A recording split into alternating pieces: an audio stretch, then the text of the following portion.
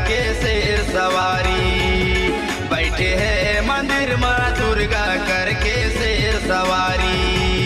बैठे हैं भुवन माँ दाई करके शेर सवारी। बैठे हैं मंदिर माँ माता करके शेर सवारी।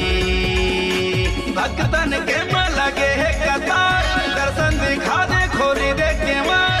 भक्तन के माँ लगे है कतार, दर्शन दिखा दे खोली दे के मार।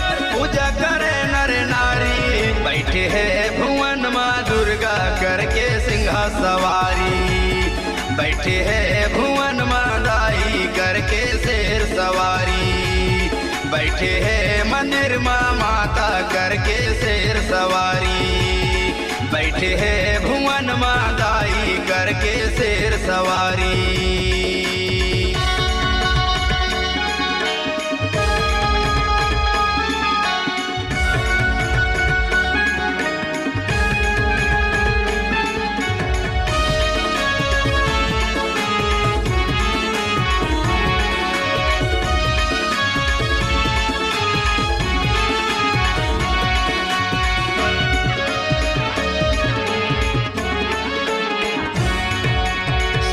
हाथ माँ शस्त्र धरे है, तीर खड़ग तलवारा।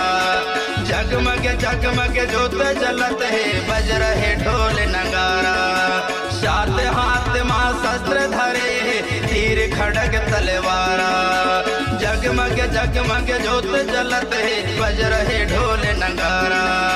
हे महामाई त सुन ले गुहार, तोर मंदिर में लगे दरबार। हे दुर्गा दाई त सुन ले पुकार, तोर भुवन में लगे दरबार।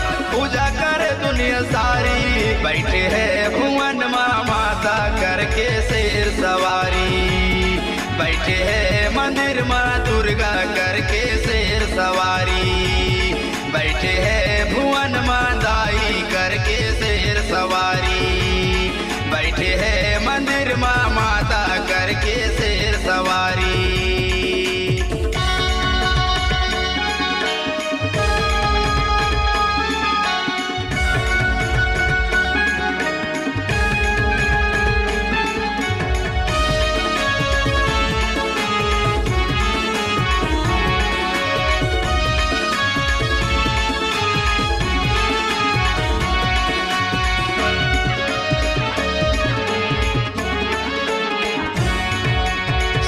बिहनिया होवे आरती, ऋषि मुनि सब ध्यावे। पंडा पुजारी सेवा करे, तोर कृष्णा गौराई जस गावे। संझा बिहनिया होवे आरती, ऋषि मुनि सब ध्यावे। पंडा पुजारी सेवा करे, तोर कृष्णा गौराई जस गावे। हे महामाई त सुन ले गुहार, तोर मंदिर में लगे दरबार। हे दुर्गा दाई त सुन ले पुकार, तोर भुवन में लगे दरबार।